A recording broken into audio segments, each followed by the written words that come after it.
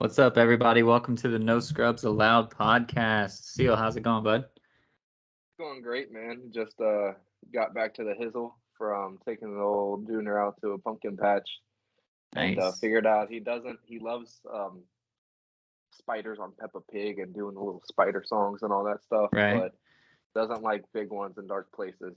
It was hilarious. I've never seen him react to something like that. Like usually if he's scared he just kind of stays away, but he screamed like can't say like a girl anymore, but he screamed like nothing I've ever heard from him before. It was hilarious. It was awesome. But a great Jeez. day. Great day. Apparently some train ran like a car, some person over or something near us. So Oh, dang. took us a long time to get home, but totally worth it. It was fun. It was great. Can't wait for it to be over because all he says now is Happy Halloween. So Nice. yeah, we're getting there. Is he going to be a dinosaur for Halloween? He is. He is going to be a dinosaur. Some sort of pterodactyl looking thing. I don't know. The head looks like a T Rex, but the suit has wings. So Oh, huh. yeah, you can the tail's Velcro. You can pop it off if you want to. So I'm not sure, but he likes it. He thought it was pretty cool in the packaging and the picture. So yeah, actually we were gonna throw it on earlier, but he started wanting popsicles. So yeah, Yeah. but yeah, And he's kids super can't have excited. popsicles with nice things. And it's really cool too because like with like Christmas and stuff, wasn't running around Merry Christmas. It's just like the gift aspect, right? As most kids are. Right. But he's super excited. He's loving pumpkins and keeps saying Happy Halloween. And I don't even think he understands really what it is. He just enjoys the spookiness of it. It went from monkeys jumping on the bed to monsters jumping on the bed. So Nice. it's been fun, but the repetitiveness of Happy Halloween is getting kind of old. That's funny. Uh, so yeah, I mean, we got a lot to talk about today. Basketball is back, so this will probably be our preview, even though technically no games will have been played before we start talking. But opening night is next Tuesday, so we're going to talk about some stuff, do some previews. We got a lot of ranked matchups in college football, but let's start off by talking. Well, baseball, we're not going to cover baseball right now. I mean, the Dodgers will most likely, knock on wood, I'm jinxing it right here, be in the NLCS by the time we start next podcast. So we'll be able to talk about it then. Or I'll just be extremely upset next podcast. So you guys will know real quick what happened. But I'm not too worried about anybody in the NL. I've said that for many years, and I'm going to stand behind it by not even talking about it and jinxing my team. But let's go ahead and let's talk a little bit about pro football because some stuff did happen. My team got back on the winning track, or not back on the winning track. We've won now a couple, but we're pretty much a lock to win the NFC South because the Panthers have now fired Matt Rule. We saw that coming. Yeah. If there was a bet for first coach fired, he would have probably been the favorite going into this season in the first place. So the fact that he wasn't able to get anything happening is no surprise. And then the Falcons are the Falcons, which we had to escape, and we'll talk about why in a second. But the Saints, as soon as Jameis went down hurt, I'm not worried. So it looks like we're just slowly fixing our kinks, getting our shit together, and it's going to be a fun ride. But I was not expecting Philly. I was looking at their schedule. Like Philly is kind of on undefeated watch, bro. Like if they have to face Cooper Rush this week and then a couple of other free games in the NFC East, they have an easy schedule because they finished second last year, or were they third? Was Washington second? I don't remember. So they have a pretty easy schedule. They're gonna they're gonna be if they can sneak past a couple of these games, they don't really play anybody tough. Yeah, no, the only thing is they are gonna have Dallas one more time, I do believe. Right. And it'll be After in this. Dallas with Dak. And Dak will be back. So, Yeah, Dak could be back this Sunday. He's apparently today he was testing his thumb with throws, but Cooper Rush is more than likely going to start that game. Of course, everybody and their mom downplayed Dak throwing the football in the facility. Probably some of what we saw in 2017 with Tom Brady in his hand when he was out there throwing the ball, them just kind of downplaying it. So who knows? Dak could come out there and play this weekend. But honestly, after what Cooper's been able to do, you really don't need it, right? I mean, we're talking about these Eagles team being 5-0, but their one real test so far, unfortunately, was the 2-3 Jaguars and my Right. team, and they not the team itself as a test, but being down 14-0, and literally every chance that they got, and we talked about Jaguars teams like 5 turnovers, we would have lost that game by 50. Right. Eagles teams receiving 5 turnovers, they still most Eagles teams, besides even 2017 before the playoffs, would have probably lost that game by 50. Yeah. So the fact that they were able to get the lead, keep the lead, and not give us any momentum, that kind of helped them out. But at the end of the day, they haven't played a great team yet. They really haven't. The one great team they've played is the Giants so far, and given them their Yeah. only loss. So I think we're going to see this weekend what that team's able to do. We thought the Cardinals might be able to sneak it this past weekend. It looked like it was possible, but the But Cardinals are Kyler fucking trash, is, dude. yeah. Like that organization has to be pissed off. They're looking at what's his name? Cliff? Is it Cliff Cliff there? No, yeah, Kingsbury. Cliff Yeah. Kingsbury and Kyler Murray. Like, what the fuck did we sign up for? But yeah, I think this is going to be a weekend, even without Dak, that we're going to see what the Eagles are really made of. I think it's too soon to put them on any kind of undefeated. But they could still end up falling 5, 6 games this year. Like we're only 5 games in, For sure. 5 weeks Yeah. in. We're going into week 6, so I wouldn't put that much on them yet. But hey, I'm rooting for them. I have another whole half of this house that is either not to the point of happy or mad, but there's a little extra exuberance or whatever the word is in her step when the Nice. Eagles are winning. So I can Well, appreciate it. it's the thing is the Eagles are going to be in a close game every single game because their defense is going to keep them in a close game if they're against somebody that's better than them. And if they're better than the other team, their offense is going to keep it a close game because they don't know how to score quick. So it's going to be a long, drawn out Jalen Hurts running it 30 times and only throwing it 15 type of game. So, but it's cool to see if you're a Philly fan, if you enjoy the old school type of football with a running quarterback instead of a fullback or running back or whatever. But it doesn't strike any fear into me. The Giants beating the Packers, just it's probably an aberration, but man, this Brian Dabo guy or whatever his name is, their coach, is on the fast track to coach of the year. But just like you said with the Eagles, the Giants could end up with 5, 6 losses without any surprise to anyone. So that's obviously still up in the air, but to see them beat the Packers and the way that they beat them, where it was the Packers' game to lose and they found a way to lose it, that just gives me excitement as a Buccaneers fan because if that happens in the playoffs, if Daniel Jones can pounce on it, Tom Brady's going to pounce on it without problem. Yeah, for sure. I mean, and for you guys, you guys got to kind of hope that Tom Brady keeps getting pounced on, literally to keep kind of helping save you guys from giving up these games. I mean, y'all played Atlanta. We got to give Atlanta credit. That defense legit. Like Yeah. that defense is legit in all aspects, and the front and the linebacking core, the secondary, legit as fuck. We knew it coming in, but to watch them against the talent that Tampa has, wow, I'm definitely impressed with them.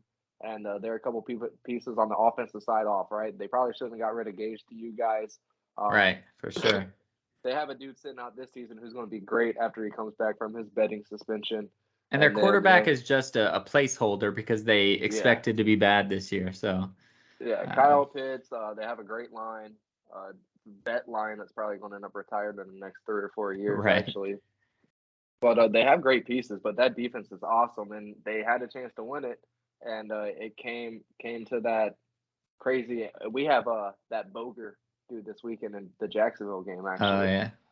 But yeah, this guy threw a flag on a very questionable Not roughing the even questionable. passer. Questionable is not even right. It was not a foul. Like Yeah, we can do that. there's no foul. The only thing I can see from it is a whipping to the head after what Tua went through the first But he time. didn't even whip him, really. He rolled It's a around with pass. him. Yeah, but yeah, so that happened, gave you guys a chance to keep going on and beating the Falcons, and then Monday night we had Even it. worse. It was crazy, and that was the thing that got me like. Yeah, at the end of that game too, I thought maybe the cornerbacks tripped up one of the receivers. I didn't know what happened, but that's Yeah, whenever they I ran started to into be like, each other. that's when I was like, these refs fucking horrible. Like, what the hell's going on? But there was a couple things that game, obvious holds that weren't called, and then when they were holds that were called, were just fucking atrocious. Like, you're either let the sack happen or call the fucking hold, or Right. call the hold whenever they get a fucking 30-yard pass. How about you do that? Like, that seems to be the right time. Like, not okay, since they already got the sack, let's do a like that officiating was absolutely horrible. But the fact that Chris Stone Cold Jones is a 300 plus pound 6'5" man and stripped the ball. Me and you could never do this in a fucking practice drill. Right. Ever. Off of a dummy that has a ball Velcro to Yep. him, we will never be able to do. Yeah, we can tackle him and grab the ball, but to be able to hold ourselves up with the hand that started the whole fucking thing, to be able to bring that thing down, brace, and never have a fucking knee touch. Yep. That was insane. Absolutely incredible athleticism. But for some reason, they felt the need to call a roughing the passer penalty. The ref that threw the flag was behind. All he saw was ass and ass, like Yeah. just He saw a pancake. fat man land on a skinny guy. That's all But he the saw. angle that was shown immediately after the play, before that a flag was known to be called, was absolutely amazing to watch. And it brings up the question, like, is there any way that we could get to a point in time to where we could just challenge a play? Like just, Any hey, I play? believe this play was called wrong. I know for a fact that there was a holding on the left tackle of this previous play, which caused them to be able to get a 30-yard pass off. That's why they had 3.5 seconds. Can we look at this? Yeah, but the And for problem with them to, that is football is going to become baseball if that happens. You know, they're going to be trying to challenge every single play, every single thing well, that that's why we happens. didn't like it in basketball. But basketball, for some reason, the refs in basketball respect the game a lot more than their character and what people think about them, to where Right. they want to get the call right. And yeah, it happens. Coach, even if we took the challenges down to one a game, like it is in the NBA, we'll give you one time to challenge anything you And fucking if you want. get it right, you get another one. Yeah, And good luck. yeah, because that's ridiculous, and there's no reasoning after watching that videotape that they should be able to go back and be allowed to say, from my perspective, I was right. Like, that's absolute. But at the end Yeah. of the day, you were wrong. Like it, but that it just because you saw it different doesn't mean that you saw it right. You saw it wrong. You were wrong, and that cost. Oh, could have. It didn't. They won by Yeah. one fucking point because the Raiders wanted to Raider it up, act like they're in Oakland still. But Yep. that almost very well could have cost them the game, and or cost the Raiders the game, and it should have. They almost pulled it out, but that type of shit can't be happening. Like, if you're the Falcons and you're working your ass off and you're almost there, and you're tackling the goat, so you want to make sure you get him to the ground so he can't just escape because you let him go and throw a fucking dime to somebody down the field. Like, no, this type of shit can't be happening.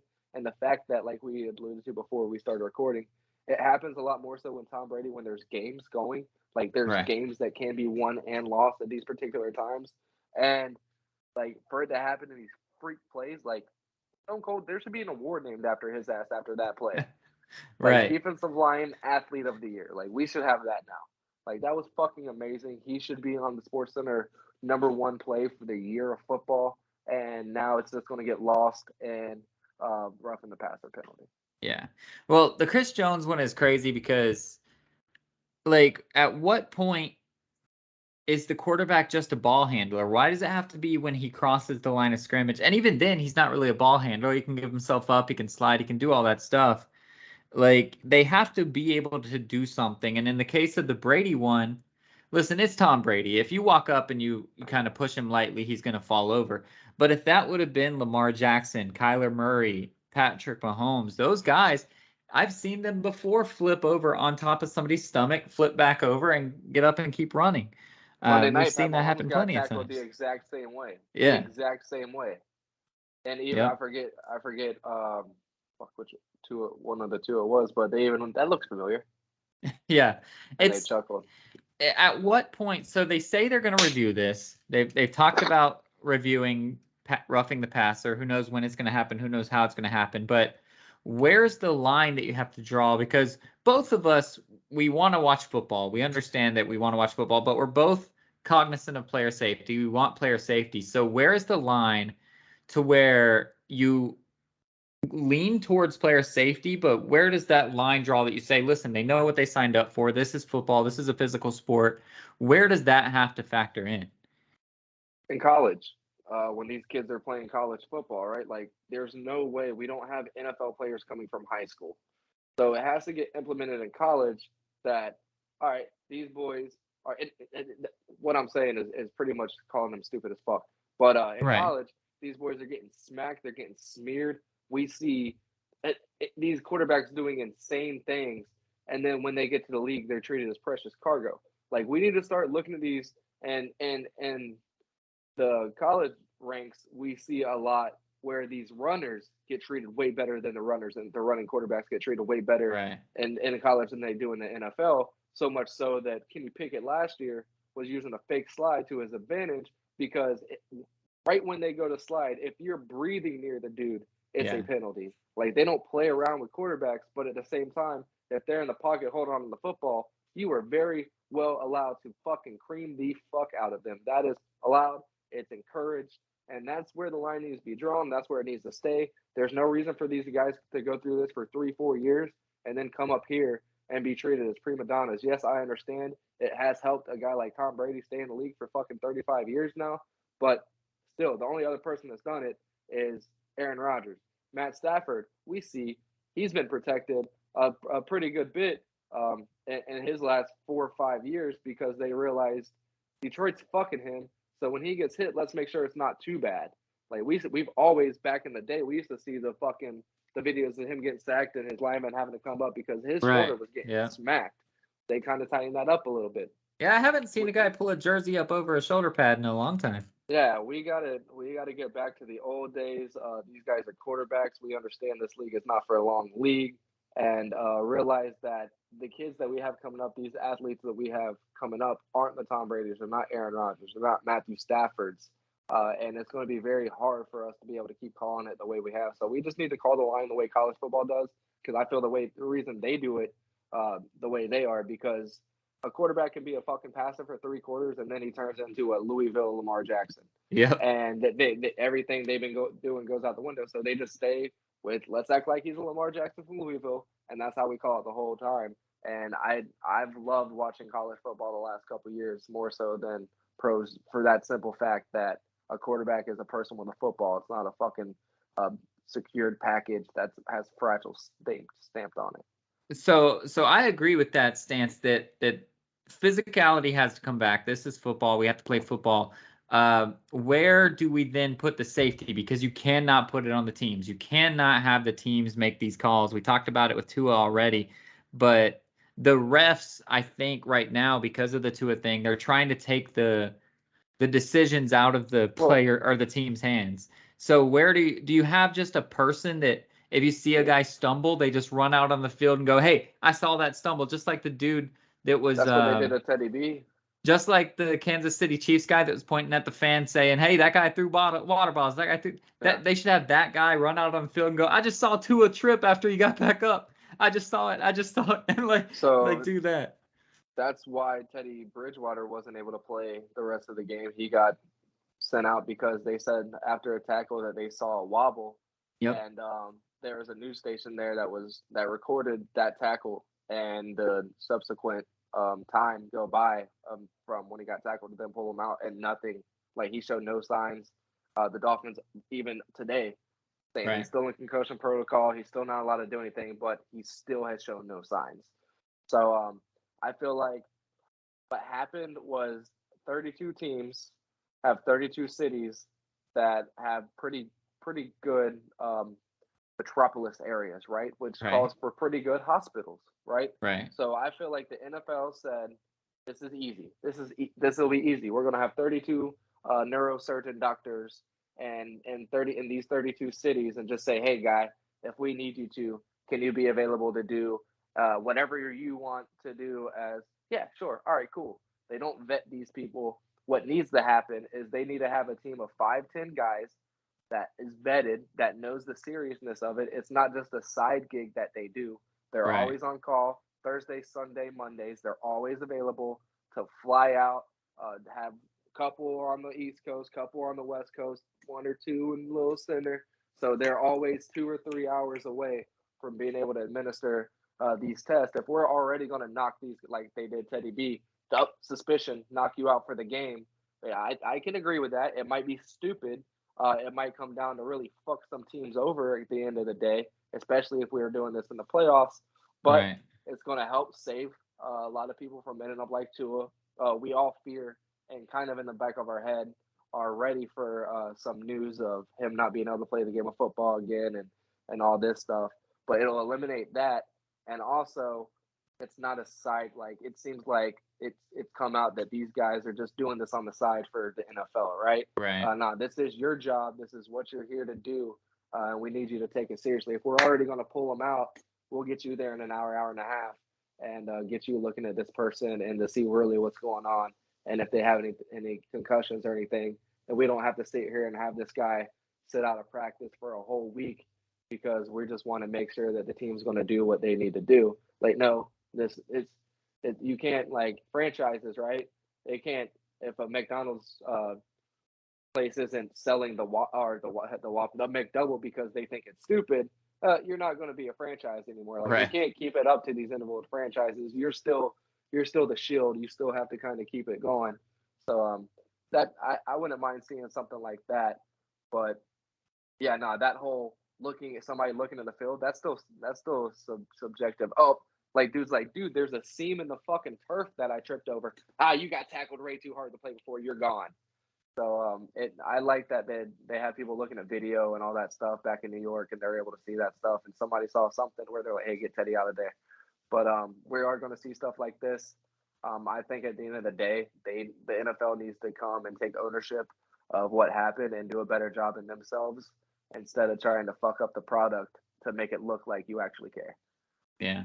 I think they should also establish a concussion quarterback. The same way like hockey has that emergency goalie. It doesn't Ooh. take one of your roster spots, so you're not signing and bringing 3 quarterbacks on the road with you, but you have a concussion quarterback that, listen, we're not trying to bring out Saquon Barkley to be the quarterback because we have nobody left. Like, you have this guy that's not on a roster spot. He's not practicing with the team or whatever. Like, he can sit in the film room because obviously he has to know the playbook, but he's just there for if your guys get concussed so that he can really help you guys out. Because when Teddy came out, Miami was done. There was 0% chance that they could win. I don't even know who their quarterback was whenever he came out, but Yeah, I don't know. I forget. He's some like fifth, sixth round pick. But if somebody at the bar was like, "This is the guy I've been wanting," he went out there and shit it up. Oh, really? I was like, "Hey, you wanted this guy over Teddy B? That's cool." That's awesome. But let's spice it up even more with the NHL. Let's just have every home team has a quarterback, and it could be for either But then, side. like, if they went out there for the other team, they wouldn't know shit about anything. They'd be like, I Well, don't know that's this how hockey route. is, right? It's for either team. The emergency Yeah, but goalie's they're for either just a team, right? goalie. Like, they're not calling plays. Like, All I right. don't know. Well, That could maybe be Tom there's Brady's just job. The all-time quarterback. Bring back old school playground football with that all-time quarterback. that'd be great, right? If every team had like a base playbook that they just knew what was going to be called because the emergency Dude, the quarterback's there. concussion playbook. They have their own special playbook. You bring in a new head coach, or not head coach, but you bring in a new play caller. So it's a team of uh not 32. Well, I guess you would have to have 32 just in case. So yeah, 32 quarterbacks and a QB coach or offensive coordinator, and they have their own set of plays. So neither team knows what they're doing. They have the concussion plays. That'd be awesome. That would be like those banana baseball players. Then that'd start getting crazy. I did. Hey, speaking of, all right, we're pretty much done with football, right? Yeah, yeah, yeah. Like Devontae Adams shoved the dude. He's Yeah, that was going the to get last sued thing. for it. Like he's going to Ugh. get sued for it. He fucked up. That was stupid. But at the end of the day, this is stuff that we're going to see in today's age, right? We've given no respect or dignity to the fans or workers. It Yeah. seems like the player is the almighty. There's nobody else there worth a shit. So we're gonna see this stuff. I can appreciate this dude getting sued for it. I If love Russell Devontae Westbrook Adams. would have done that, that dude would have been fired on the spot. He would have been Yeah, gone and never returned. yeah. Like Yeah. I love the fact that the dude's suing. I love Devontae Adams. He's really a good person. Like he really is. You can tell he's pissed off, and he's probably, "What the fuck you doing walking in front of me?" Like he Yeah, probably felt right. like We've all douchebags. been there for sure. Yeah, but at the end of the day, we're gonna see this shit all the time. But Devontae knows better, right? Yeah. And he's gonna willingly settle out of court. And I feel like he's one of those guys. Dude's probably gonna get 15,000 in a class action lawsuit. Devontae's probably gonna be like, "Yo, here's 50,000 in a signed jersey. Like, can I get Yeah, you he's season gonna give him tickets? some Like, if jerseys. you're ever Yeah. in Vegas, like, is there anything I can do for you?" So, but yeah, it sucks that it was seen on national TV. Uh, but it happened. It happens. Good for dude. Easy payday on a day that he was probably only going to make like $110 to carry around metal shit around the stadium. Nah, they probably make more than that. But yeah, so that sucks. It sucks that it Yeah. happened to Devontae, but I agree with you. He'll just give him some money out of court, give him a signed jersey, like you said, bring his family to a game, maybe the Super Bowl, but Vegas wouldn't be there. So Yeah. so But let's move on. real quick, real Yeah. quick, I want to shout out the Savannah Bananas because we both know what they are. If you don't know, they're just kind of like the Harlem Globetrotters of baseball. They put on a baseball game, but it's more of a show. Their own type of baseball, own rules, all that stuff. But we were just kind of like, yeah, that's cool. Move on. But nah, so these guys play baseball. It's an actual baseball game. Right. And if these guys weren't talented, it would probably kind of be still, right? Like if the Globetrotters were going down, breaking ankles, looking stiff as shit, and taking Yeah. 10 shots to actually make one, it would be bad. So no, these guys are still throwing 85 miles an hour down strike zone. They're still able to field fucking hits coming off the bat at 100 miles an hour and throw to first base pretty nicely. We both know it's not easy to throw from third to first. So yeah, takes talent. But Have you this one seen the kid, video of the catcher that pops? So he pops up, like catches it behind his back and throws to second. yeah, Like that shit's yeah, I've dope. seen that one. Yeah, so I watched it one day on ESPN, and he did that during the warm up. He was mic'd up the whole game, and Yeah. then during it, he made some sick. It was awesome. Yeah, they're fucking cool as shit. But these guys are athletes. This one kid was, I forget what organization he was a part of, but never made it above AAA for more than a month. Was Hmm. always in AA, going around the worst of the worst, barely getting anywhere. And finally, after like 6 months, never got called up. And finally, at the end of the season, wasn't even in the roster lineup half of Hmm. the time. So he just knew it was over. And went to start selling insurance, and all of a sudden got a phone call from the Banana Boy, whatever his name is that owns it, asking him to come play baseball. Really liked his stuff, and and thought that he would work out for him. So now this guy's making money playing baseball like he always Nice. dreamed of, and able to go around. So that's really cool, and that's something that me and you always have grown to appreciate. These the basketball tournaments, the big three, like these chances for people who may not have had the chance to make it big are still able to make money off of a sport that they loved and make a living off of it, even though they're not in one of these bigger leagues. For sure. And shout out to, as we're moving on to basketball, actually, the basketball tournament, those founders that do the $1 million tournament, winner take all. They're starting a 7-on-7 soccer league. I Yeah. assume they'll just call it the soccer tournament. I have no clue. I haven't seen yet.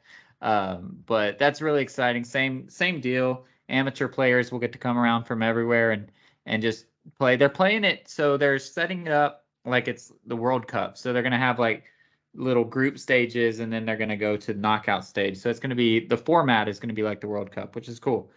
So shout out there, just continuing with the baseball and the basketball and soccer. Everybody, now is the greatest time, and it's only going to get better to Like, be oh, not a professional, like not as good, not quite as good. You can still make a living. You can still do your thing.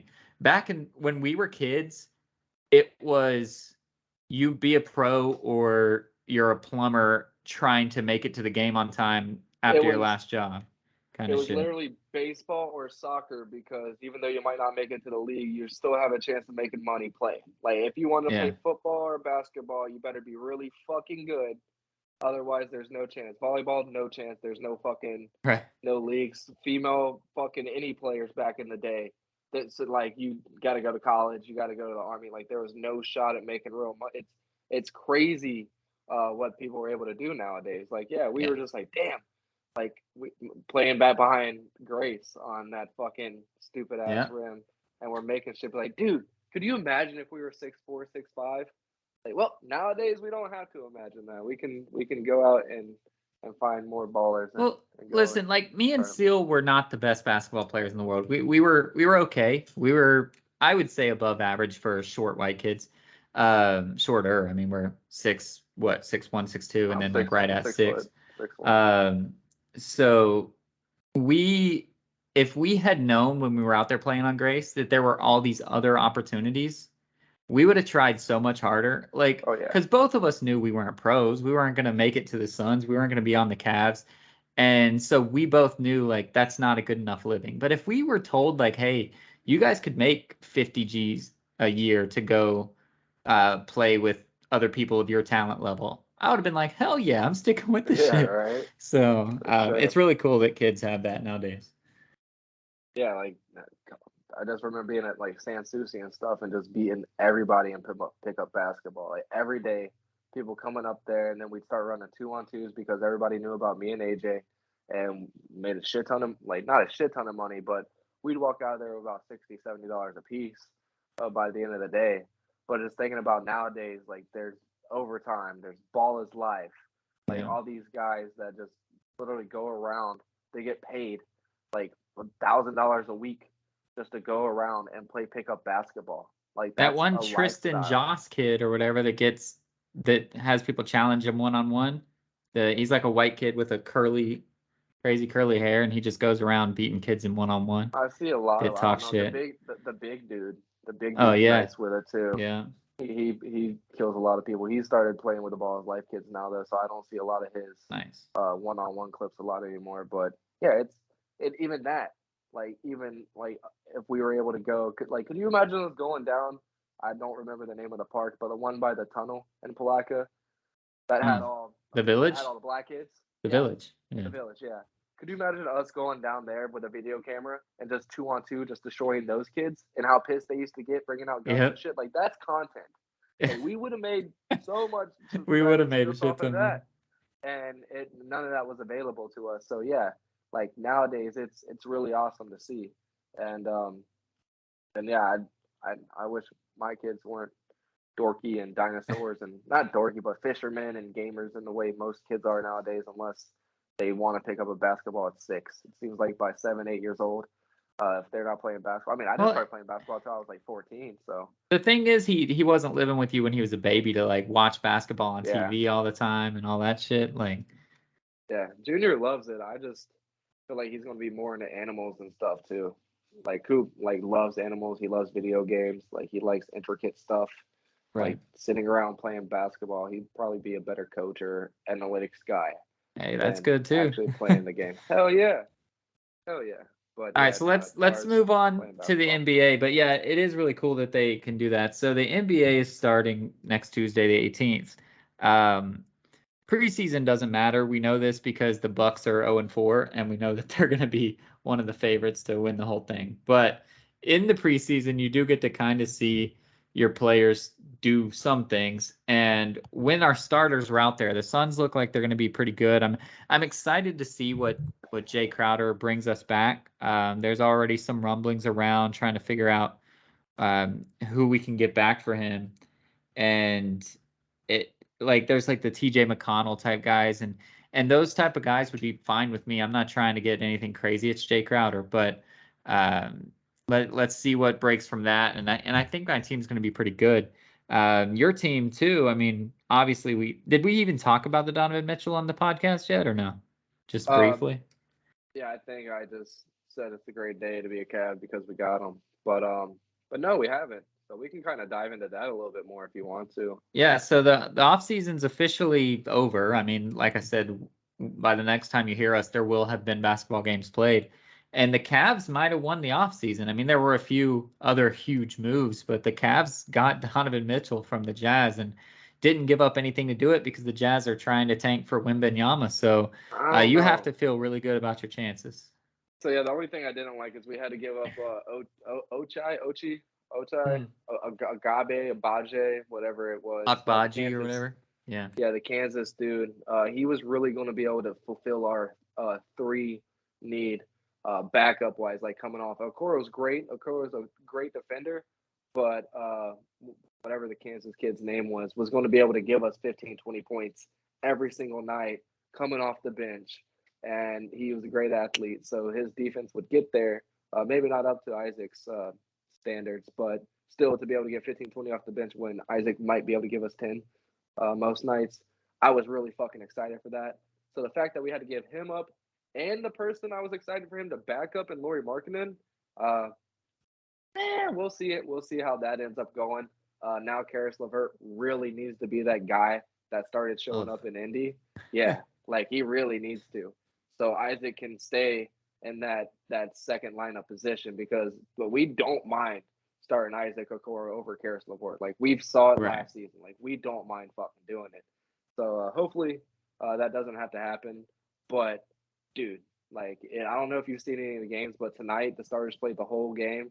The other night against Philly, they played the whole first half, and we just are making these teams like look silly, like just absolutely silly. Jared Allen had like 6, 7 blocks tonight against the Hawks, who I think is going to be one of our more like a team that we're going to be fighting near the end Right. for like Yeah. seeding and stuff for like that third, fourth spot. It's going to be us and the Hawks. Third or We could fourth even spot. yeah. Dang. Yeah, and we All could right. see them like even if it's down a couple, like we could see them really early in the playoffs, first round maybe. So we'll see how that all plays out. But yeah, I'm excited, dude. They're just them two, Garland and Donovan Mitchell, just seem like they're going to be able to feed really well off of each other. Donovan's not his assist numbers haven't really dropped in the last couple games that they played compared to last season or seasons before. Can't really say much about Well, last it's really season. Garland's assists that are going to jump up like crazy because he's playing beside a bona fide scorer in Mitchell now, and it's too bad that California still hasn't quite made betting legal. So I would have had to drive to Vegas, which I have not done yet.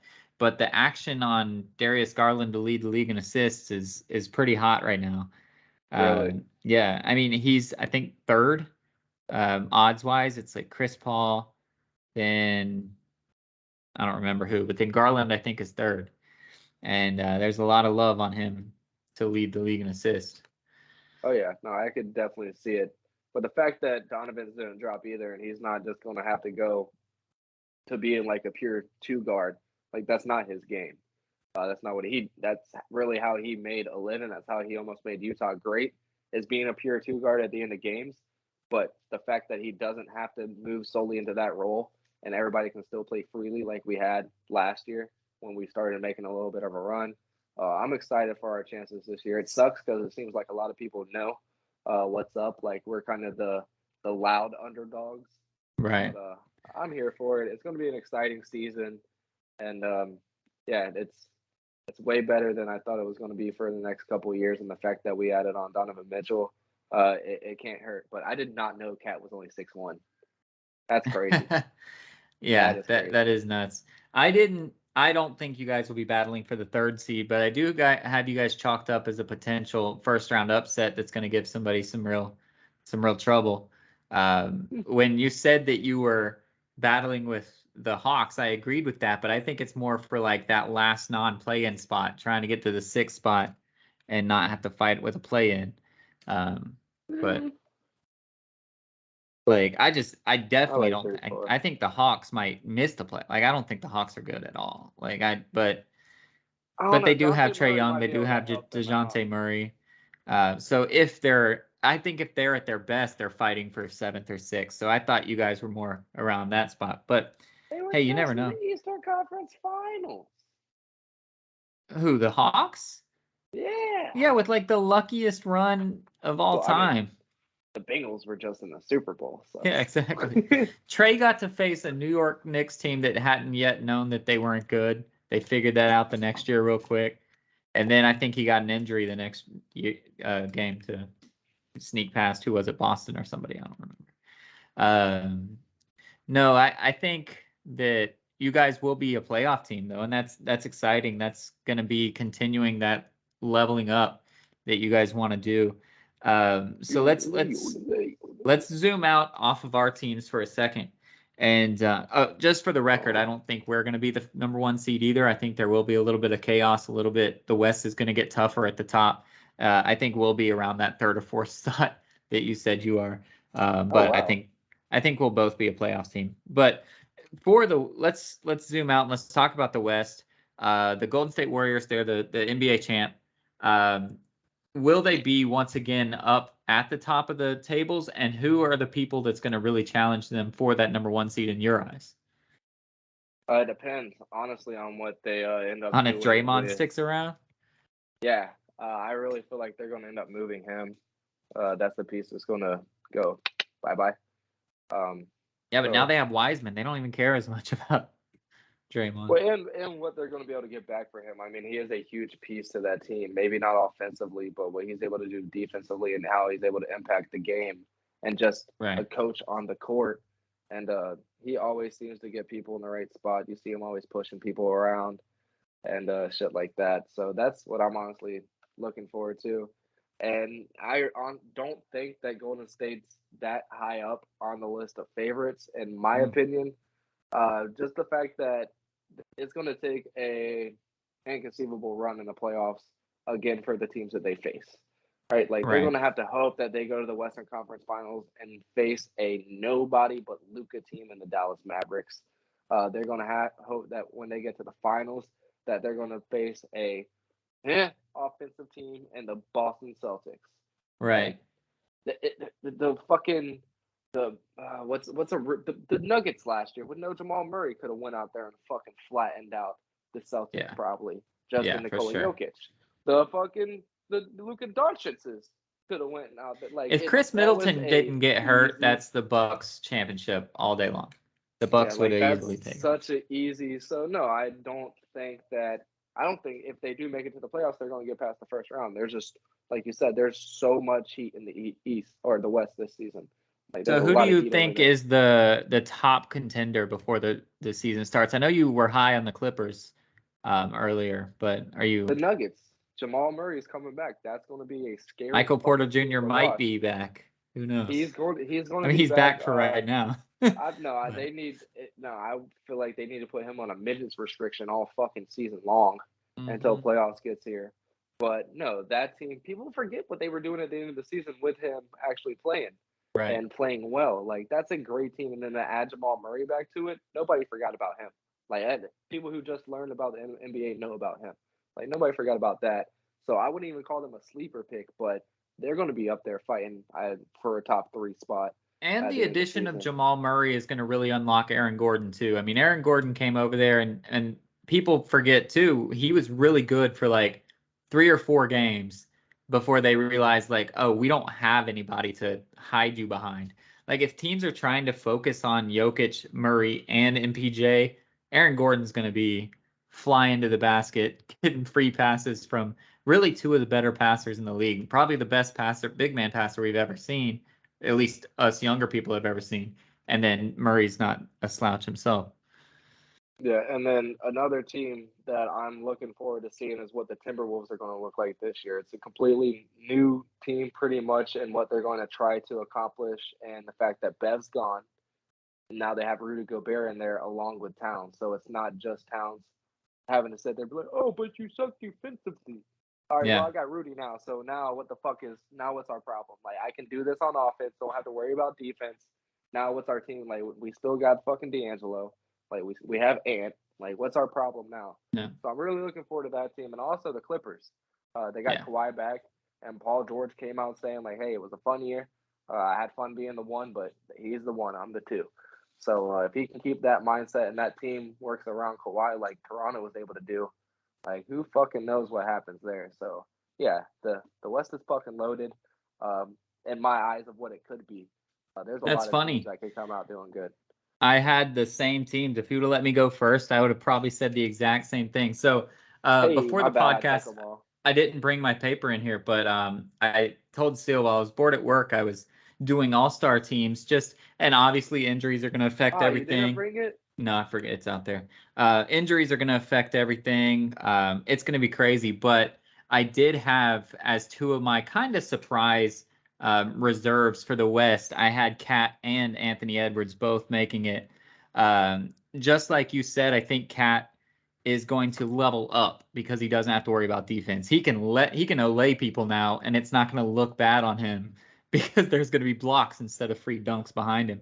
And so I don't know if his actual numbers will elevate that much, but the perception of him is going to go through the roof because it's just going to look cleaner the way he's doing things. So I think he makes it in. And I had Anthony Edwards in as like the last wild card slot that people are just excited to see a new young blood going at it.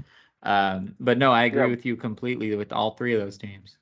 yeah. When he was playing in the 4, and people were like, "Bro, you're averaging 0.7 blocks a game," he's gonna be like, "Rudy Gobert is averaging 3.4. We're good." Exactly. Like he doesn't. Even if people do want to do that Twitter warrior shit, it's gonna be fine. And this is a move they should have made. Not particularly Rudy Gobert, but they never tried to get him any kind of big man center help. Like they'll go out and get little forward stuff. I think they got Gorgie Dane the year Mm. after they drafted him, but a guy like Rudy's gonna do some damage. That's gonna be a fun team to watch. Yeah, I don't know if they're a championship caliber team, but they will Oh, steal one of the playoff spots away. And they're gonna get fucked by the Grizzlies. the last question I have with you on the West, because we don't want to stay too long on basketball, because like I said, we're gonna have a whole season to talk about it. But on the West, what was I just about to say? Oh, so we just mentioned that Minnesota's probably gonna steal a playoff spot away from one of the other teams. Let's do a little moratorium for the Kings, because how are the Kings going to get anywhere? They're not a tanking team. They can't tank. They have no picks. They don't. It's not worth it to tank. But they didn't get good enough along with the rest of the West. So, do you think we can call it right here and say that they're going to have to try to blow up the whole Fox thing again? Or do you think this some bonus thing, once it gets rolling, they could potentially find a way to sneak number 10 and win a couple of games? Because I just don't see the roadmap for them. I think they're a better team. To be fair, Sacramento, if you're listening, I think you're a better team than you were. I think you're probably one of the best teams you've been since the early 2000s. But the rest of the West is just going faster. So I think it's just the All right, drought so continues. real quick, just to jog my memory, Thibault was on the Pacers and got sent to the Kings, or was on the Kings and got No, sent to the Thibel's still Pacers? on the or not Thibault. Isn't Oh Thibault no, on not the Thibault. yeah, Thibault's the Sixers the dude.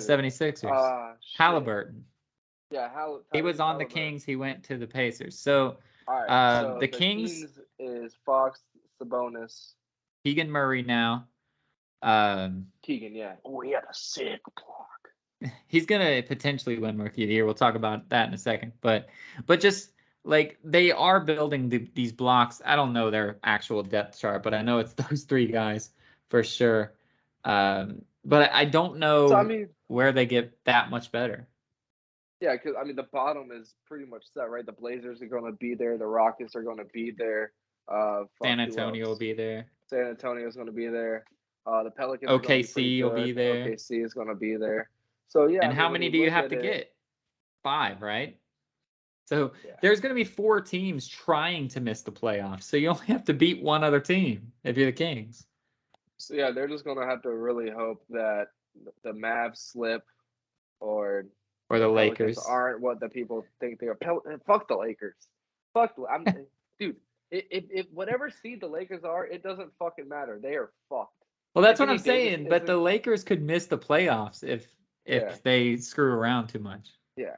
Los Angeles Lakers. But I love the documentary. Actually up to the LeBron episode. Went to start watching it Nice. last night. Said, yeah, I'll wait. I'm good. Like, and I went and rewatched the last episode with the send off of the whole Kobe era. Wanted Right. to watch that one more time before I get into the fucking slap dick part of it. But yeah, no, the Kings could do damage if they're that like team that really think they can beat anybody, right? Hmm. Like if they're that team that's kind of like the Bengals, that's kind of like the Warriors, that just any fucking night for them is any given night. And situations are situational. There's going to be times that happen in games to where they can counter.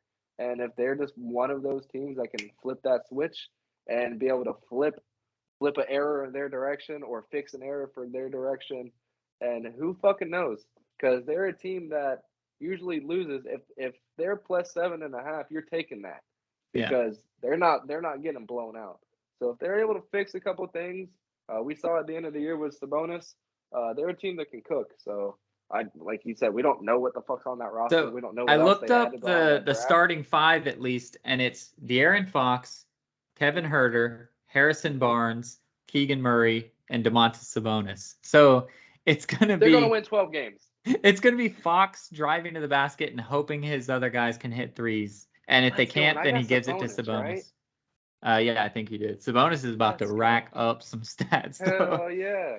Let's But go. it sucks that they're not tanking because, like, if they were tanking, they'd be able to do that easily, but they're not. So I just wanted to shout out to the Kings. That's probably the only time during our basketball season that we'll talk about them because I don't like them and they're going to be down in the dumps. So let's move to the Eastern side. I'll start since clearly I'm different than you since you said you're going to be fighting for the 3 seed. I think the East is to be won by Milwaukee. I think they are going to be far and away better than everybody else. I think Giannis is going to be pissed. I think he's going to be pissed that Jokic won another MVP. I think he's going to be pissed that Chris Middleton got hurt and everybody slept on them and forgot about them. I think he's going to win the MVP. I think he's going to win the Defensive Player of the Year.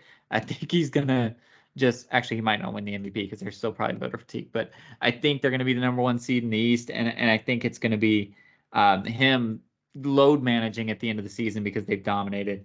I think the 76ers will be battling for it because James Harden wants to prove everybody right or wrong. And in the regular season, he can do that. Doc Rivers can coach in the regular season, so he's not going to have a problem with that.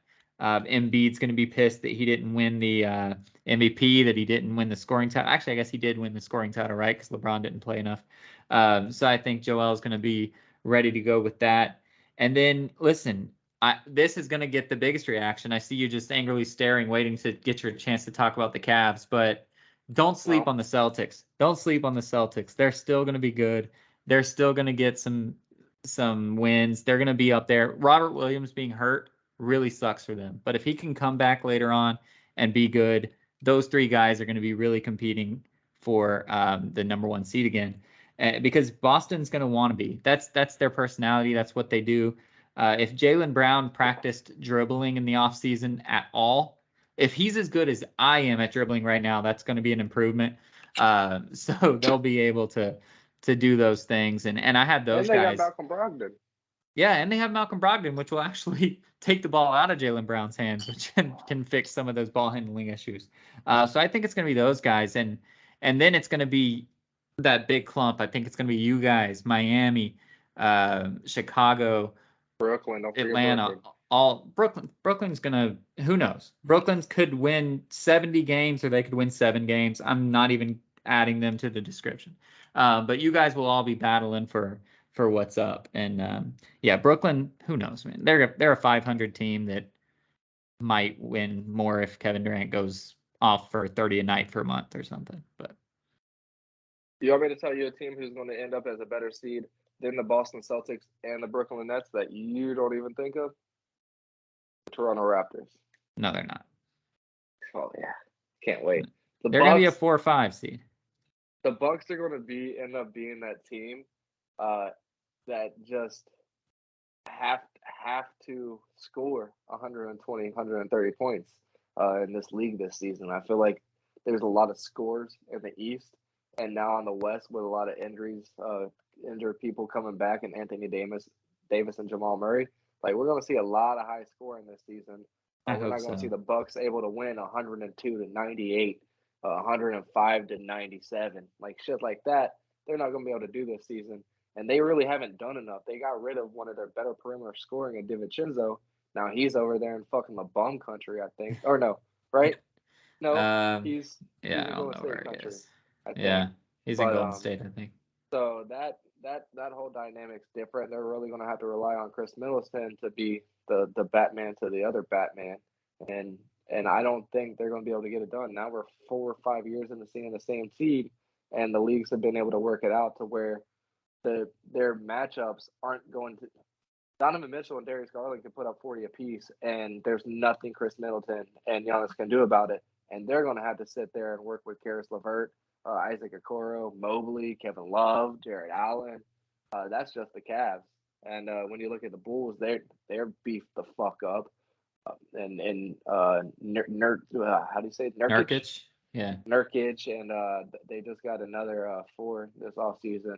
But if Lonzo's out all Allen. season, then that sucks for them, dude. Man, that's Caruso time, baby. Throw him at the 1. Make sure he has the headband on every fucking game. Get it going. But I think the East is going to be a lot different this season, and the Raptors are going to surprise a lot of fucking people this year and be able to get up there. I don't think the Nets are going to be able to figure it out, and the Celtics are going to get like literally slept on themselves. They're going to lose a lot of games that they shouldn't lose, and lose games they should lose, and look at themselves at the lower end of the pack near the end of the season, and they're going to be able to play some catch up. But that shit that happened in that front office definitely is going to fuck them up a lot. Now they're in another first year system, and there's no way in fuck you go to the finals 2 years in a row on a first year system. It's not going to happen. I don't think they'll go to the finals, but they're talented, dude, and like they're going to be able to play defense, which is huge. What is Marcus Smart going to do now? Like, what's his whole? He's going to be the point guard still. That's the crazy thing. So I heard that right now, to start the season out, they want to try to pitch Brogdon as 6th man of the year. They want him to come off the bench and just. They want him to be that most expensive 6th man of the year. He's gonna be like the Lou Williams type. He's gonna come off the bench, but then he's never gonna go back to the bench. He's gonna be the 6th man that plays more minutes than the starters. But, yeah, Marcus Smart's gonna end up getting fucking 19, 20 minutes a game like he did in 2008. Yeah, and they're gonna tell him you got 6 fouls, so do something smart. Smart. All right, Smart. Yeah, Toronto. I mean, they could be good. What's your big surprise? I think Toronto. I think the Cavs are really going to be able to shock some people. Jared Allen another year in the system. Obviously, a stud All-Star, and I think people are really sleeping on Kevin Love again. They're forgetting he was up for 6th man of the year. Only played fucking 16 minutes a game and put up numbers on both sides of the rock, and was picked it right up where he left off in the preseason game 1 started and was going off. Or no, Philly was game 2, I think. Or no, I think it was game 1. Either way, the Philly game started, went off back-to-back threes, started the game, bang, bang, 6-0 Cavs. So I'm really excited, but I really do think Toronto, another year in that system, Pascal really fucked himself last year, expecting. He thought if he did the same shit he had been doing to get him above the hump, that he would be fine. Nah, you have to do more work to hit that next gear, and I expect him to be able to do that. And I really think that team's going to. I think I picked him for fantasy, so I hope you're right. Yeah, you did steal him from me. You were 2 picks ahead. So we already talked about Minnesota in the West, but that's one of my surprise teams of the year. But for the East, one of my surprise teams, and let's preface this by saying surprise doesn't mean they're going to be going to the NBA Finals. But one of my surprise teams is the Orlando Magic. I think they're going to actually surprise a lot of people, and I think they'll be hovering anywhere between 35 wins to a 500 record, and they're going to try to sneak into the play-in. And again, 35 wins is surprising. People are laughing at me, but I think their over-under is going to be like 20, 21 wins. I don't know what it is, but it's low. So we saw them last year when Wendell Carter was coming out. There's nothing. Mo Bamba's going to play the 3 this year, which I think is really going to be able to help them out with that, because what's his name? Isaiah Carter? No, Isaiah. What was his name? The FSU fuck?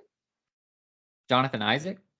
Jonathan Isaac. He's not able to stay healthy enough to stay on the court for them. So for them to fill that 3 spot, I think is really going to be able to help them out, and to have a fucking 6'10" 3, I think is going to be really good. And you showed me some projection or something that some Obama shit a week or 2 ago. I forget what it was, but it was something with 2K or something.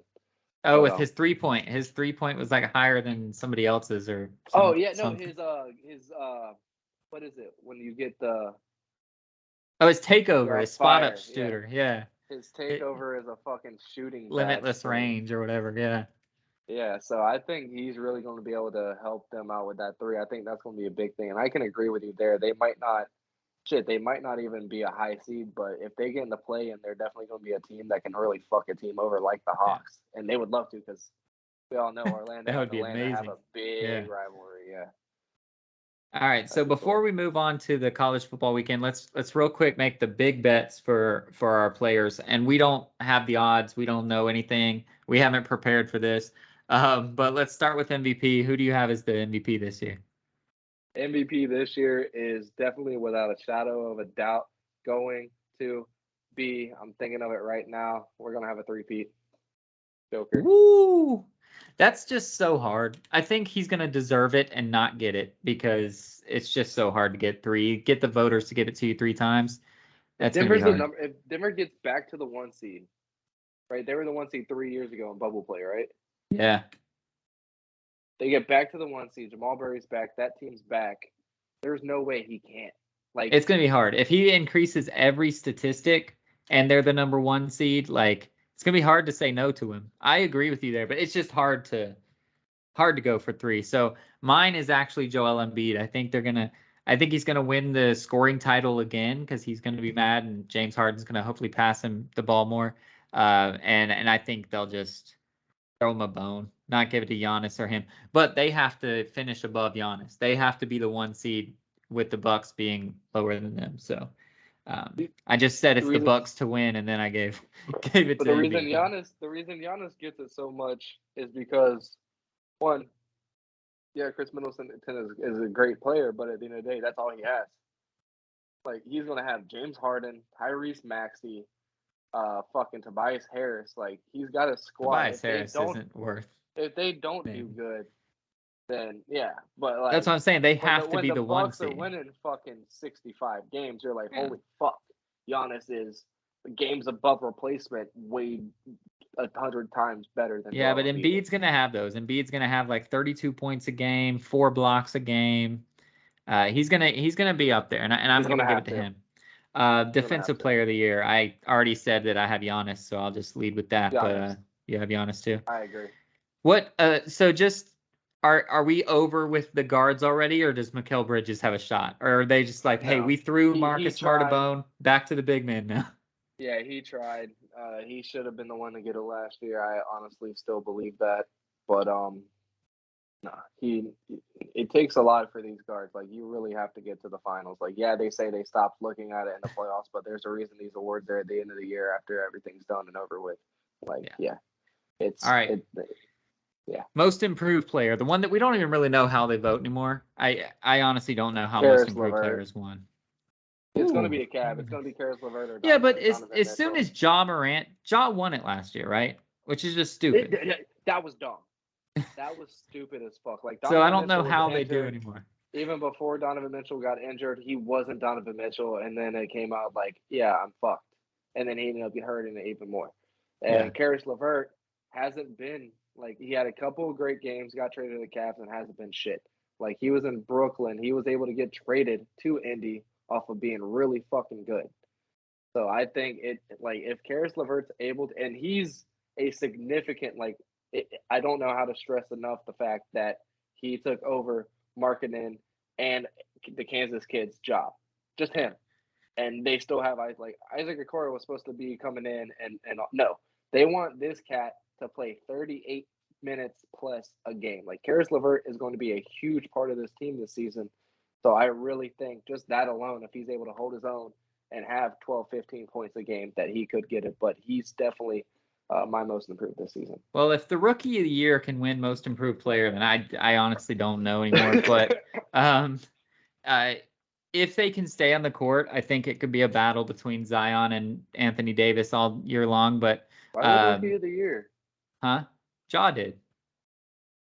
Oh, Not last yeah, year, but his rookie year. Yeah, that was dumb, right? We can both agree that was stupid as fuck. That he won the most improved player. Yeah. Yeah. He's already a superstar. You can't. I don't know. LeBron But get it this year if they go back exactly, to the exactly. But no. In all actuality, maybe Malcolm Brogdon. You know, he's He's been down in the dirt. If he comes out and does what I said and brings the Celtics up to one of the top 3 picks, I think he could be in there. But I don't really know how the voters do most improved, so it's hard to bet. But Yeah, me sixth neither. man of the year. There's 2 Kevin Love. sixth men of the year in Utah already, and I don't know if either of them will even be 6 man. So Yeah, Kevin Colin Love would be Sexton's going to fun. start. Yeah. So you got to Will they think bring Jordan Clarkson and Lou Williams off the bench and just see who can do it? Yeah, I don't think Jordan Clarkson is going to start. I thought he might, but since they definitely want Colin to, then that's got to solidify Jordan as probably the favorite. But yeah, Kevin Love would be great, and I think the only reason he didn't last year is because we didn't win the play-in and get into the playoffs. Again, they don't judge that stuff; they only judge the regular season. But yeah, I definitely could see his numbers are only going to get better since we did get rid of a lot of our length. He's going to be one of our guys that has to show up, and he's not scared to sit around the perimeter and jack up fucking 8, 9 threes and make 5 of them and sit around and get 17, 19 points in 16 minutes. So I was gonna. Sorry, you're good. You're good. I was gonna say Cam Johnson, but but then Jay Crowder decided to bitch out and not want to play on our team, so Cam's gonna have to start. Is Pat Bev a starter? Because Russ is starting though. How are they gonna?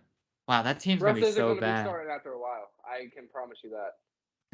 Pat Bev's gonna push himself into it. Because I was gonna say Pat Bev as my 6th. So we're gonna see who's there too. That white boy? Reeves, yeah. Actually, he might play small forward though. No. Because then it'll be LeBron and AD down low. They still have Dwight. No, they have Taylor Horton. No, Toscano Anderson. They have him. I don't know. So I don't know, but they're gonna suck either way. But I don't know. I don't know enough about whose team's 6 men are. Like, I don't even know who my 6 man is now that Cam Johnson's going to be a starter. I guess Dario Saric, but he's not going to be 6 man of the year. That sucks. Campaign, he's not going to be 6 man of the year. Here it is. Here's the bold prediction. Whoever we trade Jay Crowder for will be 6 man of the year. I don't even know who that is. But hopefully it's a backup point guard. No offense to Campaign, but I hope we have somebody going. All right, so we're already over an hour. We're going to shift gears and we're going to talk quickly, do some quick recaps about college football. And I will say that the Dodgers have left too many men on today to be able to save Kershaw from his not great outing, which is really frustrating. But hey, maybe they got some magic in them. It's only the 8th inning, but they left a man on 2nd and 3rd now back-to-back innings without scoring. So that's frustrating. But anyways, moving to college football, we have 6 ranked matchups today, so we're just going to kind of give the winners, do their thing, and then we'll pick our upset pick like always. So the first one is a battle of undefeateds. Penn State heading to Ann Arbor to take on Michigan. Just like I think that win against Ohio State last year just propelled Michigan into the real Big Ten championship. So I have Michigan. I have Michigan winning this one, and I have Michigan winning pretty easily. I'm starting to believe in Michigan. I think they'll even cover the 7. I have Michigan. John Harbaugh is still there? Yeah. Man, we didn't hear shit about him this season so far. That's great. Right? That's good for them. Only because it's at Michigan. Penn State's great. Dr. Franklin's amazing. I don't even know if he's a doctor. He just looks like it with that bald head and glasses. But I love Coach Franklin. Ever since that Key and Pill thing came out, he's my favorite. But it's just Michigan doesn't really lose at home that much unless Ohio State. It is just their year to visit. So just for that, yeah. And we're short on time, Michigan. All right. Well, this is one I wish we could talk about a little bit longer. But Alabama, number 3 Alabama now, because they have slid because they didn't play all that well, are heading to Rocky Top to take on our favorite, not Tennessee and Josh Heupel. So what do you see happening here? This is gonna be crazy. You alluded to it last week, so I'm gonna be short and sweet so you can kind of get long-winded. I agree with you. It's gonna happen. Explain. Yes, I agree. It's gonna happen. I think Josh Heupel's gonna pull it out, man. I think Alabama loses every year. They lose somewhere, and then they come up. They beat Georgia in the SEC championship, and both teams make it in the playoffs. That's what's gonna happen again. It was Texas A&M. Now it's gonna be Tennessee. Tennessee is going to beat them, try to make their case before they start dropping to the Georgias and the like. And it's going to be one of those weird little Auburn, LSU, Alabama things at the end of the year when it's going to be Auburn beat Georgia, Georgia beat Tennessee, Tennessee beat Alabama, but didn't make it in the SEC championship. And this week is going to start it all. I don't know when the college football playoff gets started, but this week is going to really kick off the craziness. Yeah, and I will say the other couple of weeks ago when I thought Tennessee was going to lose, thankfully I didn't pick them as my upset. Right. I think the week before Florida, and then I watched the Florida game. I was thinking that quarterback was just another one of them Tennessee quarterbacks that we've seen of late in the last 10 years, and especially a hyper quarterback. But no, this guy can throw the fucking ball. Yeah. Like, he's a dude. Like, this is a dude, and I'm excited to see what they're able to do. Alabama's not used to this fast pace in the SEC that he's going to see. In it, they kind of were happy that Gus left, and now they're about to see a Gus Malzahn offense on crack.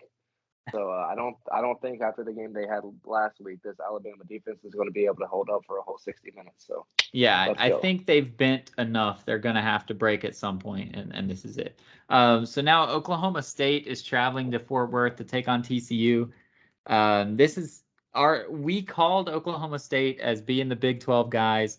They've been doing it. This is really their last tough test since Texas. I guess Texas is undefeated in conference, but what do you see happening here since you deferred to me last time?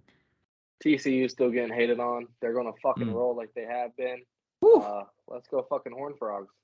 Well, I'm still hating. Love their unis. I'm still hating. I do love their unis too, but I'm still hating. I think Oklahoma State's going to take it and run with it, and they're going to win the Big 12 undefeated and have to battle that three-headed SEC monster to be that other team in the playoff. I think I'm facing you. Whoop, whoop. All right, so next up is the team that I love to hate, that I keep betting against, that keeps making me look stupid, and that is NC State heading to undefeated Syracuse. Undefeated Syracuse. Is that right? Are we watching basketball? And I sound like a talking head now. Time and I might believe it. I still don't believe it. But I still don't believe in NC State either. I don't believe that this is a top 20 matchup. I think we are living in the twilight zone with this game. Is a fucking game day going to be here? Because this is ridiculous. They might be. Who knows? The Mandela effect usually kind of gets me, not really, but this got me. Like, we're living in a simulation, my friend. Exactly. So I think Syracuse is going to win, though. I cannot fathom.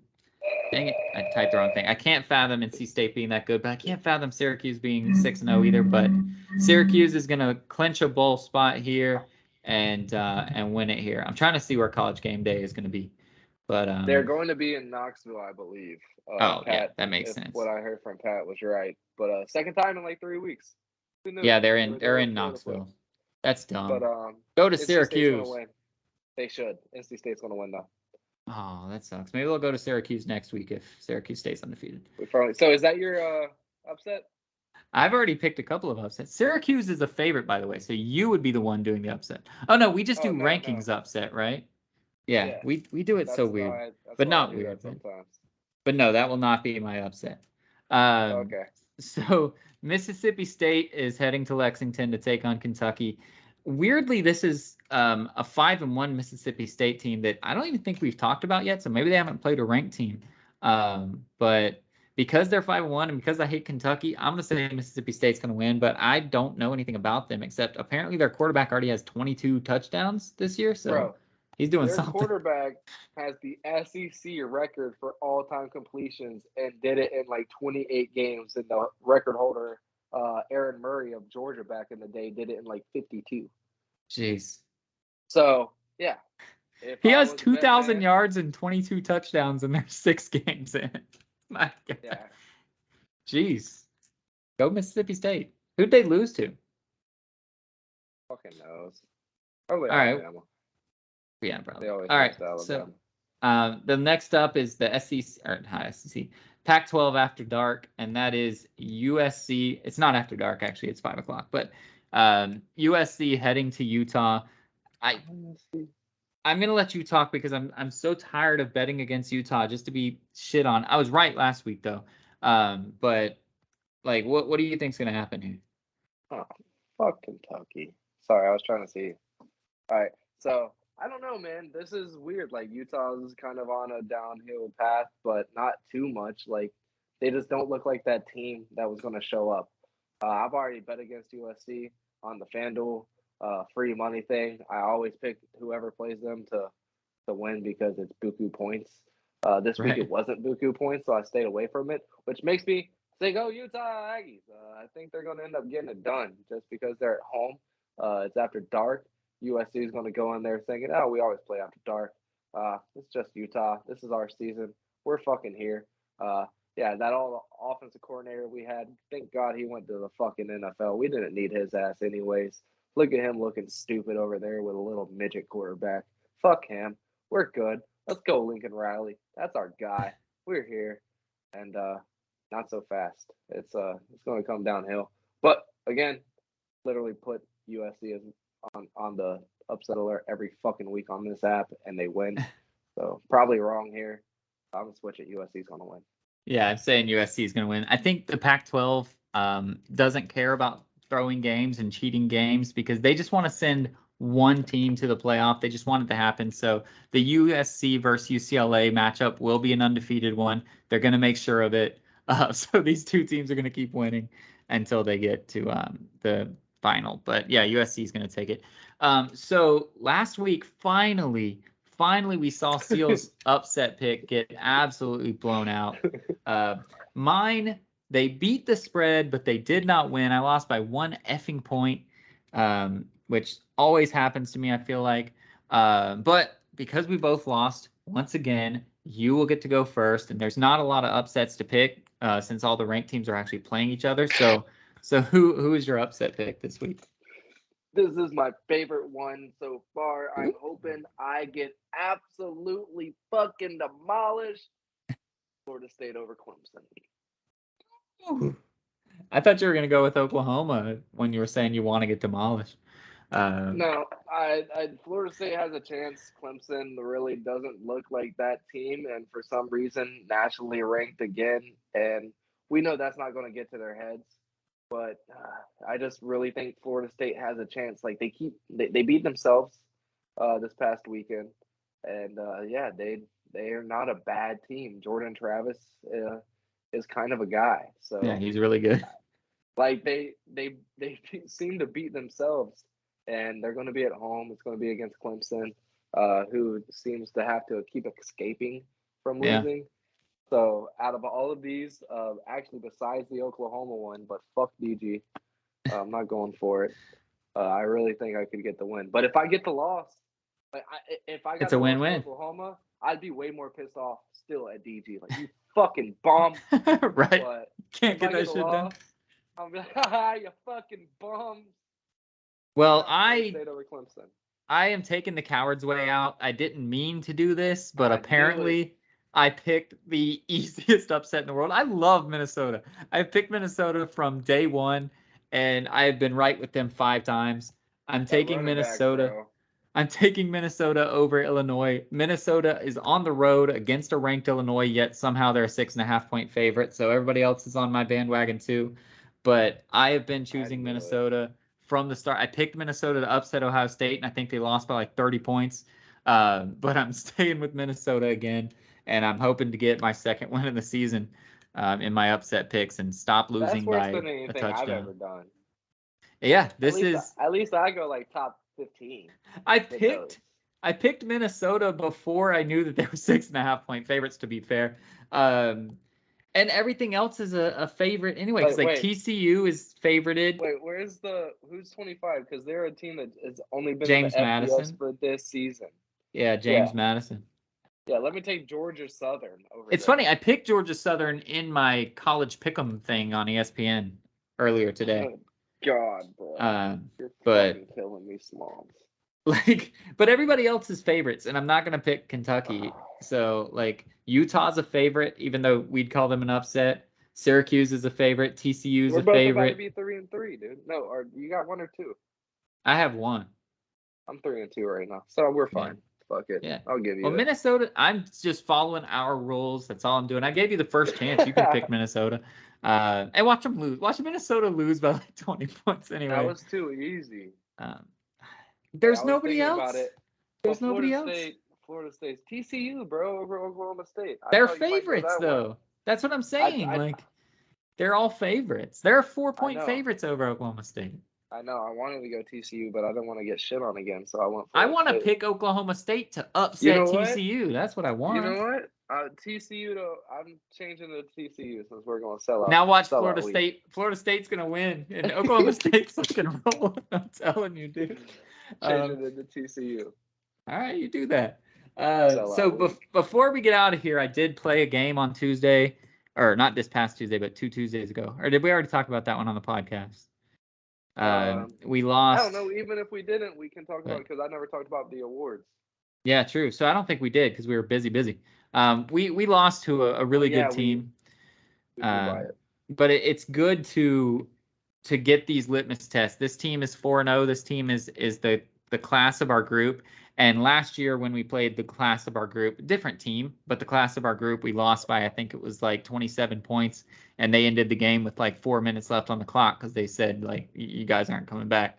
This time we lost by like 15 points, but we just kept grinding, getting it within single digits. And they had this bro that I told Sil about off air, but he could always find a shot, and he was really good at it. He had about 3 moves, but all 3 moves led to a shot, and it was based on what the defender did. And so props to him. He did his thing. He was Ian. I only know that because they put the top 5 scorers from the night on a thing, and he was the top scorer. So good on him. He did his thing. He took care of business. But we are getting better. We're trying to figure out how to do those things. We're playing a team next week that we played last season, so we kind of already know about them. We know that they have a player much like that guy, so we're going to be able to start the game ready to go to know how to shut him down and just continue improving. So they're also an undefeated team, I think. So we're able to play with them. They beat us by like 9 points last year, or 7 or 9 points. So we're going to come out hungry, and we're going to come out trying to beat them. And I think we're a good team. And I think our other dribbler is going to be back next week, which is super exciting because now we'll have 2 dribblers, which is always a plus to have more than one dribbler. But we did it. We lost again. We're 2-2, and we're grinding. But this year's way better already. Hell yeah! So we had our awards. Hey, I fell right. Oh no, I didn't. Damn it! And it was really cool to go to. Not a lot of people went, man. It was crazy. I'm trying to figure it out. Oh well, let's go back to us.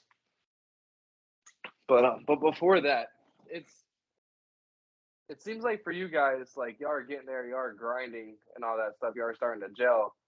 Y'all are just like one like great fucking defender off of being able to just like close down the person. Like everybody's really good at their roles. There's just not like a shut down defender on the team to be able to stop that person. But it seems like it's like that on every team. I mean, I'm calling it's hard for Rec to have a yeah. That boy Los seems to be able to get his shots off whenever he wants to. So as long as y'all can keep having that score, to even just try to knock dude off of his pace just a little bit, even kind of chip him a little bit. Yeah. Kind of body. Hey, we all got. How many do y'all have? We got 5 fouls. So, yeah, we get 5. No, I think we have 5 or 6. But hey, give him a little chip, not let him get to a spot so easily. A little rub down. I have to save my fouls for when I'm getting switched onto a quick guy, because if he drives to the basket, I just gotta grab his ass. I get like 3 fouls a game doing that because if I can't stick with him, I can't do that lateral shit, dude. I just throw my hips out. I try not to make it obvious. I throw my hips out and ask the ref what I was supposed to do. I beat him to the spot, and he just looks at me like I'm stupid. I just hug him, bro. I'm just like, nope, you ain't getting this shit. Yeah, but I was trying to look at the stats, but our awards, the most notable one was Offensive Player of the Year was Al Starling, the big, tall black dude that I told you about for the Spurs. We locked him down to, I want to say, either 12 or 13 points. Nice. And so, yeah, to do that, that was awesome. And I've already told you about the off-air, the Blazers, the team that I almost got into a fight with at the second game of the season, beating them on the last second shot. They came down and Herman whiffed it. and he turned out to be a hell of a fucking player for the league this season. I think he won an award actually for most improved player this season. Nice. But Manny MVP, I called that even before the season was over that was going to happen, and none of these guys showed up. Like I told you off air, the Blazers after losing in Game 2, they're over it. They're done. That really seems to be the case. And also the Bucks, the Rookie of the Year I didn't win shit. Just so you guys know, I'm not shit. Obviously didn't do shit this season to deserve it. First game of the season, best game of the season. Never gonna win you an award, just so you know. But yeah, Withers he won Rookie of the Year, and then Trevor, who I don't like him reffing, but seems to be a great guy. Won Man of the Year. Nice. Yeah, he said he was going to be a free agent this year, so it seems like the Bucks may not be a team. Oh, So wow. we might only have 5 teams unless somebody steps up and creates another team. But yeah, so things can be shaken up in the big guys league this season, and I'm excited for it. And also talking to guys, I wanted to make sure I asked a lot of the guys where they're balling because I miss them honestly. Like I miss the guys. I miss being able to talk shit to them and them not calling me a bitch trying to punch me in my face like happens a lot on pickup basketball courts. Like you can't tell somebody to keep shooting that after they shoot a brick and then not calling your mama a hoe and just want to start I talking always shit to say that. you. I always say that. I'm like, we'll give you that all day after they Yeah, break. and people just want to chirp and shit, and we just like it's basketball. In between the lines is basketball. Like after that, we can all shake hands, go get a beer, and I miss the guys. So nobody, I haven't And followed yet. Nobody. So it really makes me want to, like I told you tonight, I was ready to go run, plan on it. Storms were a brewing, and literally right when I got home, she got out of the shower. And jeez. yeah, so I'm definitely gonna get on my grind. Just knowing a lot of these guys are just young and can do that and not play Right. for a couple months or maybe not even play except in the league and still be able to Jeez. perform. And yeah, I'm ready to start fucking grinding and getting to it. And it's exciting. Next year, I'm not gonna go to a fucking award banquet and not get shit. That's for damn sure. So I'm ready to get to Well, work, ready because to you grind. sucked so bad, you could win the most improved player pretty easily. You just gotta get out there and do your thing. Exactly. If I can average 10 points a game, I'm there. What were I'm you? What did you average? there. Like 2.7 or something? No, I think I averaged over 3 or 4. Uh, I was probably right yeah. around 3. There was a couple. There was the 9 point game. There was a couple of 6 point games. A couple of 4 point games. There was 1 or 2 0 point games. I've played 2 games this year, and I am at 7 points. So I'm at 3.5 points a game right now. I need to improve that. Yeah, I'm shooting more shots than I've ever shot before, but I'm not making any of them right now. Go chill for a second, buddy. yeah. Call That it. see, and that for me too. Whenever I started shooting all my like all my shots like in the game, like all my open shots, I was making. Oh, what's your Koa? He's so upset. He wants to play. Oh, but like my just catch and fire shots around people just weren't hitting, weren't working. And that's something I've always been good at. Like it doesn't matter who's coming to my face, who's rushing at me. But that was my biggest knock. It seemed like this season, and it felt good going into the first game, but. Yeah, I was pretty wide open on most of my shots, and when people started closing out, they just stopped hitting, which fucking sucked. All right. So I'm. When does your season actually start? So I want to say June. Look at me, I'm still Jeez. there. You Oh, better be it's in so cute. fucking shape, dog. No, yes, If they give you like absolutely. 9 months off, you gotta get after it. All right, so oh wow. Oh, it has the yeah. I didn't fucking play in the fucking playoffs. Fuck you. Suck my dick. All right, so regular season. Actually, the playing game, I did have that and won. But so not counting the playoffs against the Blazers because I didn't fucking play. Oh, I had 4 assists. That's dope. But fuck you. But I had 22 points in 7 games. So Yeah. 3 points a game. I had 2 games where I didn't hit shit, and then a 9 point game, 3 3 point games. Yep. My But what I'm most excited about is I told you about this too. My game where I played a lot because I believe Zach wasn't there or Scott wasn't there, one of Scott the wasn't two. there for one of them. Okay. But and Zach wasn't there for one as well. But I had 4 steals against the Spurs, and 4 steals, 3 boards. So like when I'm able to actually just play and not be worried about what the fuck my coach is gonna say, like after literally him being triple team, passing me the ball out and me shooting it, cranking a three, and him coming down the court, high fiving me, saying, "Hey, you should have passed that back in." No, bitch, good shot. On to the next possession. Let's go. Like, what the fuck are you talking about? Like, I was always like kind of timid on if I was gonna fuck up, if I was gonna do something wrong. If I can play freely, I think I can definitely do some shit. Like all these guys are young. That's the thing. Like even with Milk, the kid who can shoot his ass off, who Yeah. won Finals MVP. Like even Kamish talked about like before he like when he was in his rookie combine, he almost didn't let him in the league because how easy it was for him to shoot a three.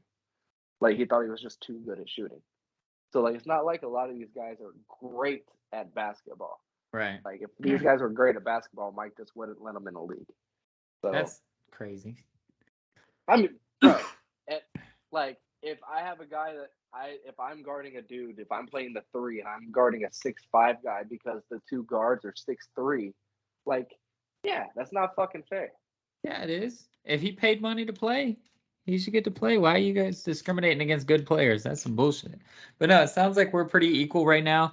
My career All high right, is so yeah, let's go to the NBA 9 points. and be like, hey, why y'all discriminating on us? That's some bullshit. Because we're not good. If we were Okay, better than the NBA, they would yeah, let you're us too in. good. They say you're too bad. All right, No, well, you're that's too good, way sir. different. That's way different. That's dumb. But that's But why we hey, have tiers.